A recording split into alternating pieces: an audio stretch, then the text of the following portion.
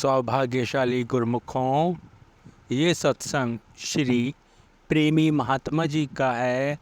जब हमारे श्री प्रेमी महात्मा जी ने विदेश में कृपा फरमाई थी तब का ये कंप्लीट सत्संग है।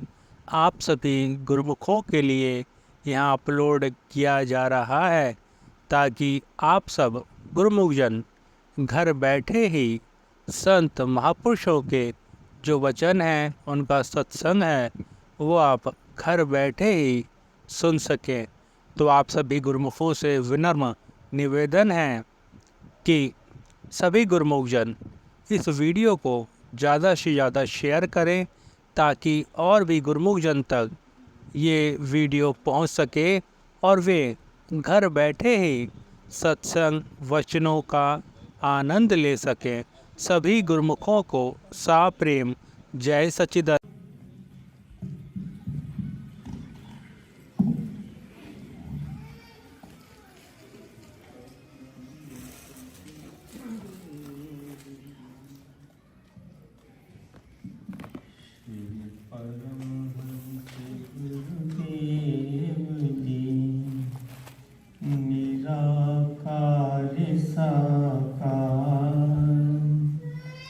जिनकी पदनख ज्योति से आलोकित संसार,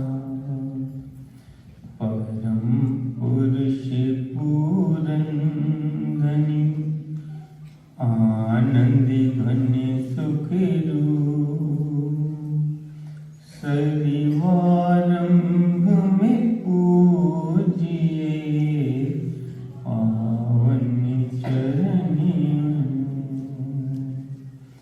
सरिवारंभ में पूजिए श्री सती गुरु चरणी।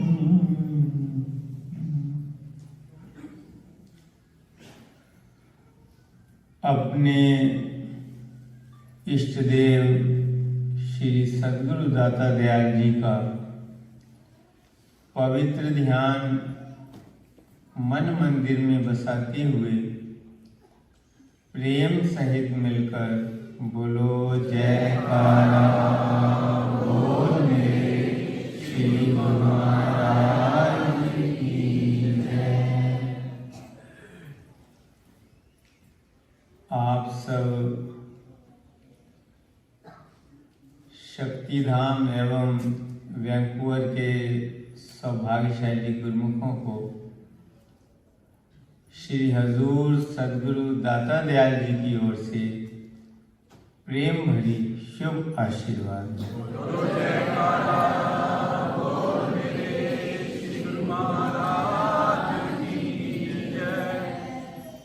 आप सबके प्रेम, श्रद्धा, विश्वास और भक्ति की लगन पर श्री सद्गुरुदेव दाता दयाल जी बहुत बहुत प्रसन्न हैं।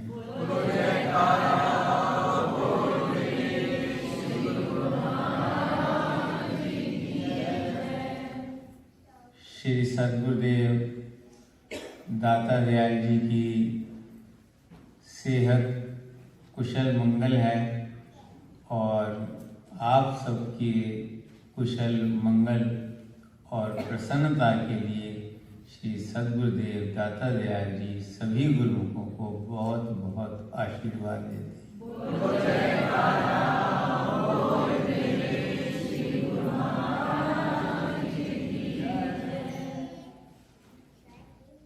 बड़े भाग्य से जीव को सत्पुरुषों के पावन सत्संग की प्राप्ति होती है। वाणी में साहिब वर्णन करते हैं, कोटि जन्म भ्रम भ्रम भ्रम आयो, बड़े भाग साध संग पाए। जन्म जन्मांतरों से भटकते हुए, जन्म जन्मांतरों के पुण्य जब जीव के फलीभूत होते हैं और स्वयं परमात्मा जीव पर कृपा करते हैं तब जीव को सत्पुरुषों के सत्संग समागम का ऐसा दुर्लभ अवसर प्राप्त होता है जैसे श्री परमहंस दयाल जी की कृपा और श्री हजूर सद्गुरुदेव दाता दयाल जी के आशीर्वाद से हम सबको वैंकूवर में प्राप्त हो रहा है।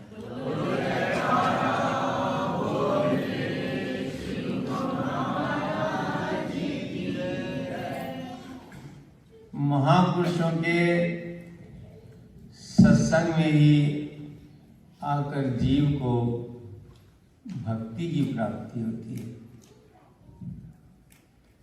एक बार हमारे इष्ट देव महाप्रभु श्री परमहंस दाता दयाल श्री पंचम पातशाही जी महाराज ने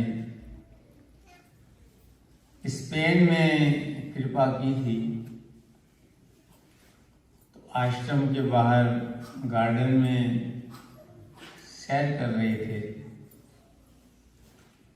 सामने एक बिल्डिंग दिखाई दे रही थी।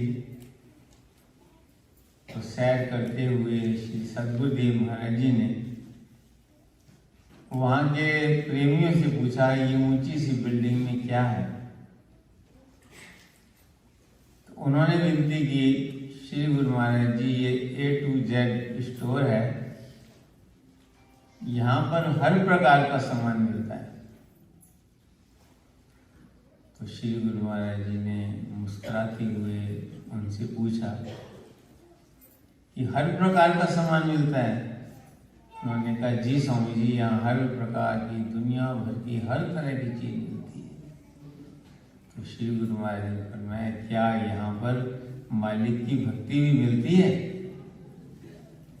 तो सब श्री चरणों में सिर झुका करके बोले, भक्ति की सच्ची दात तो आपके श्री चरणों में मिलती है और श्री अनंतपुर दरबार में मिलती है।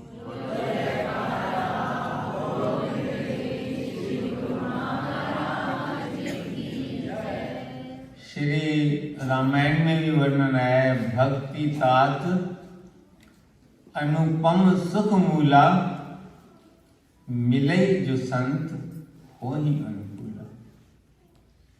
कि अनुपम सुख देने वाली प्रभु की भक्ति केवल जीव को सत्पुरुषों के सत्संग में और सत्पुरुषों की कृपा से ही प्राप्त होती है। इसीलिए वेद शास्त्र सदग्रंथों ने सत्संग की महिमा का वर्णन किया है।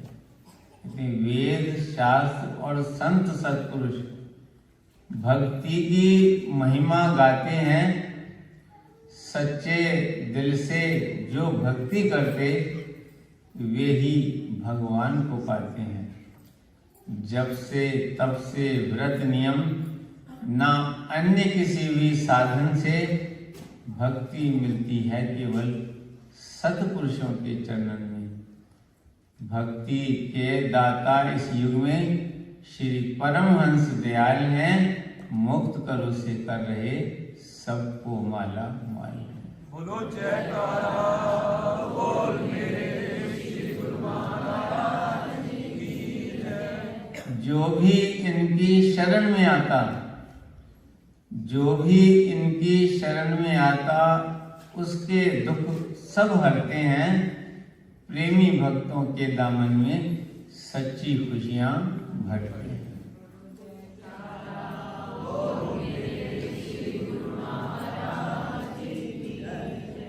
तो महापुरुषों के चरण कमलों से जुड़ने से, सत्पुरुषों की सत्संगत में आने से जीव भगवान के चरणों से जुड़ जाता है।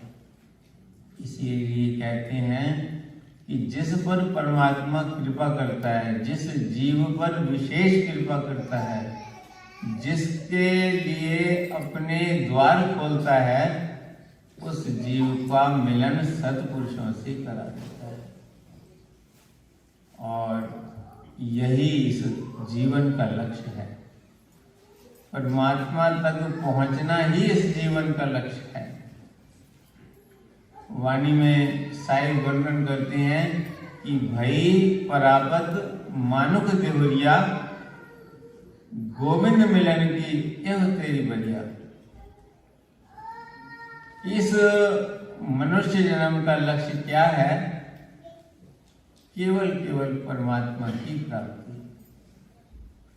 दुनिया के सब काम हर जन्म के अंदर होते हैं, लेकिन सत्पुरुषों का सत्संग, प्रभु के नाम का सिमरन, प्रभु की भक्ति, ये केवल मनुष्य जन्म में ही हो सकती है। इसीलिए महापुरुषों ने लिखा है कि ये प्रभु से मिलने की बारी है। ये जो परमात्मा की कृपा से मनुष्य की देही मिली है, ये परमात्मा ने अपने से मिलने का साधन बख्शिश कर दिया है। आगे वर्णन करते, अवर काज तेरे किते न काम। बाकी जो मनुष्य सोचता है कि धन कमाना मेरा काम है, किसी ने अपने जीवन के लक्ष्य को कोई बड़ा इंजीनियर बनाया है, कोई बड़ा डॉक्टर बनना चाहता है, कोई बड़ा साइंटिस्ट बनना चाहता है, कोई बड़ा बिजनेसमैन बनना चाहता है, कोई बड़ा लीडर बनना चाहता है, तो महापुरुष कहते हैं कि अवर काज तेरे किते न काम। ये तेरे जीवन का लक्ष्य नहीं है।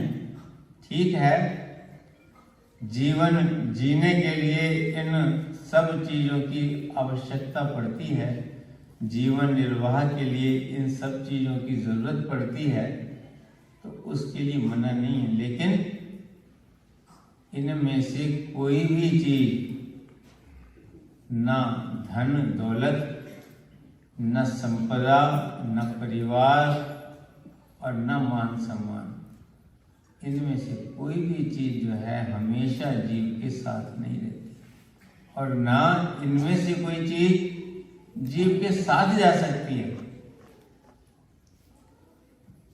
कहते हैं न वो भी ले गए कोई साथ, न वो भी ले गए कोई साथ जो दुनिया के वाली थे। सिकंदर जब गया दुनिया से दोनों हाथ खाली। उसने कितना दुनिया को लूटा, कहां कहां नहीं गया, कितनी उसने संपदा इकट्ठी कर ली, लेकिन जब उसका अंत आया, कोई बहुत बड़ी उम्र लेकर के भी नहीं गया, वो यंग था, तो उसे ऐसी बीमारी लगी कि जिनका हकीमों के पास, डॉक्टर्स के पास कोई इलाज नहीं। उसने कहा मेरी सारी संपदा ले लो, लेकिन मुझे जीवन दे दो।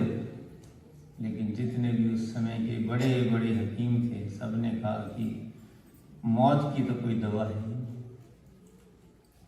तो उन्होंने जो है अपने परिवार से कहा कि तुम कुछ करो, अपने मित्रों से कहा, अपने परिवार से कहा, उनको कहा तुम में से कोई मेरा साथ निभाओ। सबने यही कहा कि हम तो जो है इसमें जब मौत के आगे सबका सिर झुका हुआ है, इसके आगे कौन साथ दे सकता है? कोई साथ नहीं दे सकता। तो महापुरुष फरमाते हैं कि अवर काज तेरे हिते ना काम। ये सब इस शरीर तक ही इसका इनका संबंध है, और जब शरीर भी छूट गया तो सब चीज खत्म। जब तक इंसान के अंदर सांस चल रहा है तो वो दावा करता है ये मेरा है, ये मेरा है, ये मेरा है, ये मेरा है। कहते दुनिया का दीवाना कहे मुल्क मेरा, आई मौत सिर पर न मेरा न तेरा। कोई भी चीज इंसान की नहीं बचती, सब यहीं का यहीं है। तो अपनी चीज कौन सी है? कौन सी चीज है जो जीव को उस मालिक से एकाकार कर देगी? कौन सी चीज है जो उसे मालिक से मिला देगी? कौन सी चीज है जो जीव को अपने जीवन के लक्ष्य को पूर्ण करा देगी? आगे वर्णन करते हैं कि मिल साध संगत भज केवल नाम। सत्पुरुषों की सत्संगत में जो समय तुम्हारा व्यतीत होगा, जो प्रभु के सिमरन में समय व्यतीत होगा वो उस मालिक की दरगाह में लिखेंगे, वो तुम्हें मालिक से मिलाने में काम देगा। जितना जितना आप संतों की संगत में आएंगे, जितना जितना सिमरन करेंगे, उतना उतना प्रभु के समीप होते जाएंगे। कृपा करे जिस आपनी होवे साधु संग, ज्यो ज्यो बधाइए त्यों त्यों हरि के रंग। जिस पर वो कृपा करते हैं, जिस पर वो दयालुता करते हैं, वाणी में किसी भी संत की वाणी में ये नहीं लिखा कि जिस पर कृपा करते हैं उसे बहुत धन बख्शिश कर देते हैं, जिस पर कृपा करते हैं उसे मान सम्मान दिला देते हैं, जिस पर कृपा करते हैं जमीन जायदाद दिला देते हैं, जिस पर कृपा करते हैं राजपाट दिला देते हैं। कहीं भी कोई भी ग्रंथ पढ़, गीता में भगवान ने कहा यक जुबान है सारे आरिफ, जिनके दिल को है करार, जाहिलों के बस बसे हैं मुख्तलिफ और बेशुमार। जो जागृत संत हैं, जो पहुंचे हुए संत हैं, जो परमात्मा का स्वरूप संत हैं, उनकी वाणियां पढ़कर देख लो। भाषा अलग अलग हो सकती है लेकिन सिद्धांत सबका एक ही है।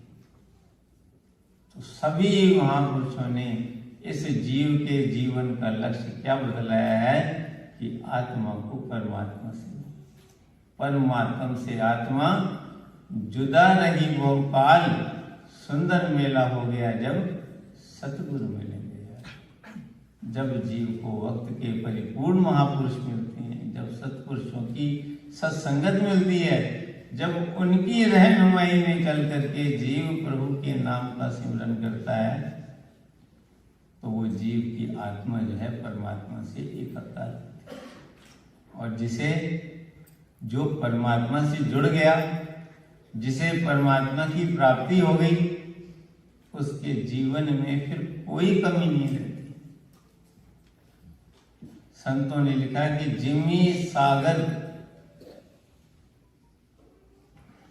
जिमी सरिता सागर बह जाई, यद्यपि ताहि कछु कामना नहीं।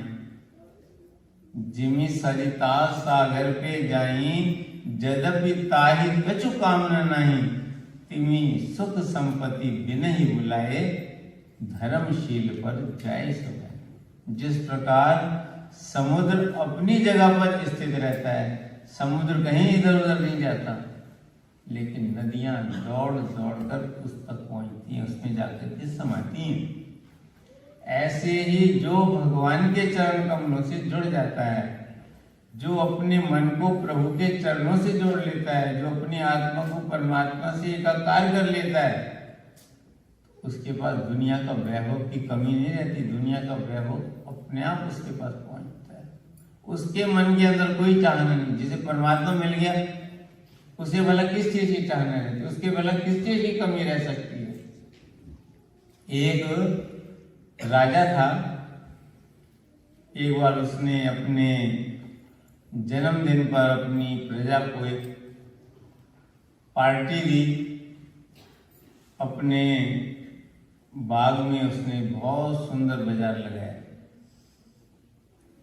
जिसमें हर प्रकार का सामान रखा, खाने पीने का, पहनने का, गहने, हीरे मोती, साधारण से साधारण चीज से लेकर कीमती से कीमती चीज। और उसने ये अनाउंस करा दिया कि जो भी व्यक्ति जिस वस्तु को भी टच करेगा वो उसकी हो जाएगी, लेकिन हर किसी को एक बार और एक चीज को टच करने का अवसर प्राप्त होगा। सारे लोग पहुंच गए। कोई जिसको जो जो चीज अच्छी लगती थी वो उसको हाथ लगाता और उसको वो चीज मिल जाती। अब उसमें से जो है एक युवक आया, उसने देखा, चारों तरफ देखा, लोग ले रहे थे, कोई हीरे ले रहे थे, कोई मोती ले रहे थे, कोई सुंदर वस्त्र ले रहे थे, कोई मिठाइयाँ ले रहे थे, हर कोई। उसने जब चारों तरफ देखा तो उसने देखा कि इसी गार्डन के बीच में जो है एक सिंहासन पर महाराजा बैठे हुए सारा नज़ारा देख रहे हैं। तो उसने सब तरफ वो अपनी दृष्टि फैलाई, हर चीज को देखा, हर वस्तु को देखा, और उसके बाद बीच में से रास्ता बनाता हुआ वहां पहुंच गया जहां राजा साहब सिंहासन पर विराजमान थे, और वहां पहुंचकर उनके चरणों को हाथ लगाया। तो बादशाह ने कहा, ये सब चीजें तो वहाँ नीचे बगीचे में हैं, तुम यहाँ कैसे आ गए? उसने कहा, आपकी जो है, आपने जो आदेश दिया है कि इस बाग के अंदर जो कुछ भी है, जिस पर तुम टच करोगे वो तुम्हारी हो जाएगी। मैंने आपको टच कर दिया, बाग मेरे हो गए। तो जिसका राजा हो गया, बाकी सबको एक एक चीज मिली, उसका सारा राज उसका हो गया।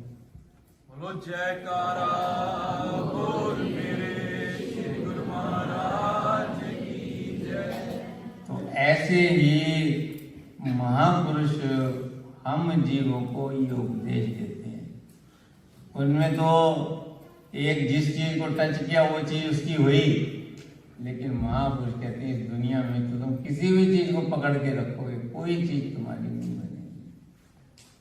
इसलिए उस मालिक को अगर तुमने पकड़ लिया, उस मालिक के चरणों से अपनी सूरत को जोड़ लिया, जैसे अभी भजन ही बोल रहे थे, मेरी सूरत शब्द से जोड़ दे।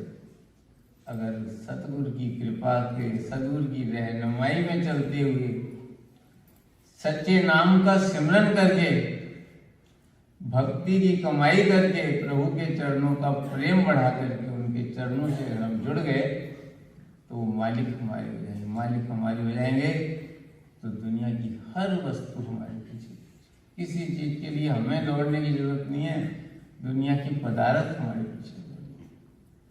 एक प्रेमी परिवार है नागपुर में, तो एक बार वो श्री अनंतपुर आए और मिले, तो अपनी आप बीती उन्होंने सुनाई कि पहले दो भाई हैं वो, तो पहले उनकी जो है नागपुर में छोटी सी दुकान थी और छोटा सा घर था, बड़ी गरीबी में जो है अपना जीवन व्यतीत कर रहे थे। तो एक दिन कुदरत का करना, श्री अनंतपुर दरबार के कोई संत उधर से गुजर रहे थे, उनकी दुकान से कोई सामान लेने के लिए गए, वो बैरिंग का काम करते हैं। तो उन्होंने उनसे पूछा कि तुम नाम का सिमरन करते हो? बोले नाम का सिमरन तो नहीं करते, हमें नाम लिया ही नहीं, हमें कुछ पता ही नहीं। बोले हम तो इतनी गरीबी मुश्किल से जीवन व्यतीत कर रहे हैं, आप हमारी दुकान पे, हम तो देखते रहते हैं कि कोई कब ग्राहक आए और हमारे कुछ सामान बिक्री हो। तो उन्होंने कहा नहीं, ये दुनिया के काम तो अपने ढंग से चलते हैं, इंसान के अपनी कर्मों के हिसाब से इंसान को दुनिया का वैभव मिलता है।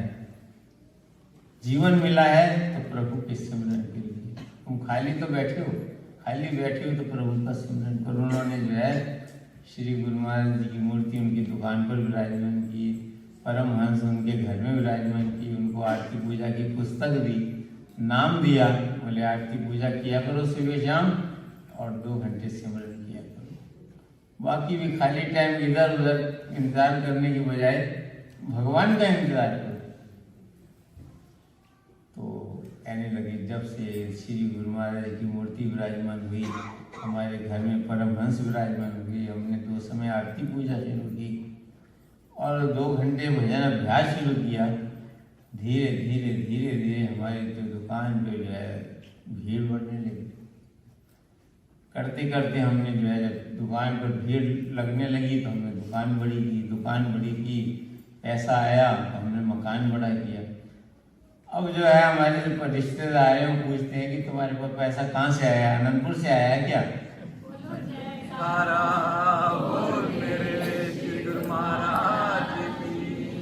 मैंने कहा उनको बोलो कि अनंतपुर से पैसा तो नहीं आया, लेकिन अनंतपुर वाले खुद आके हमारे घर में विराजमान हो।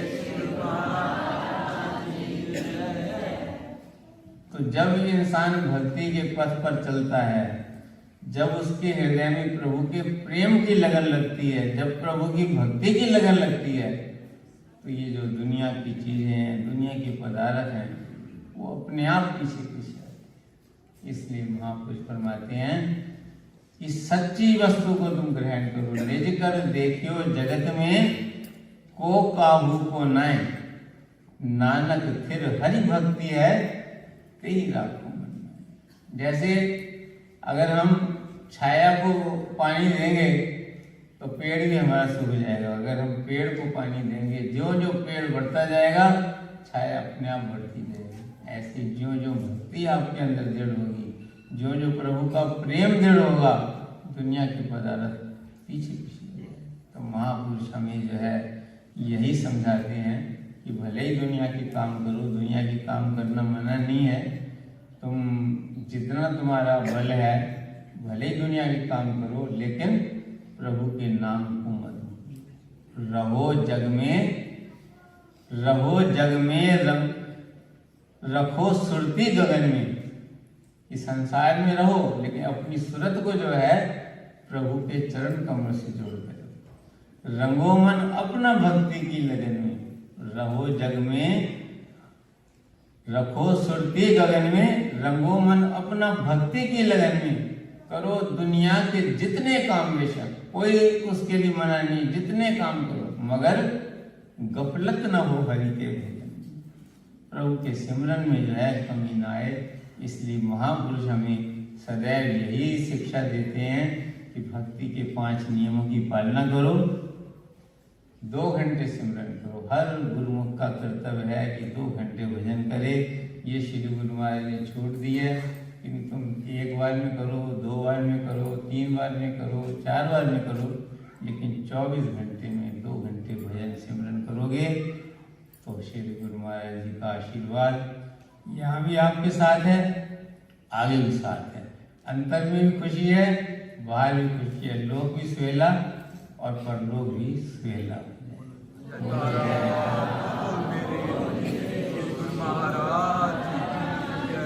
श्री सद्गुरुदेव दाता दयाल जी के आशीर्वाद और उनकी कृपा से जो ये सत्संग समागम यहाँ पर संपन्न हो रहा है, उसके लिए सभी गुरुमुखों को लाखों लाख बधाई। बोलो जयकारा बोल मेरे श्री गुरु महाराज की जय। हारा वाला बैठा होवे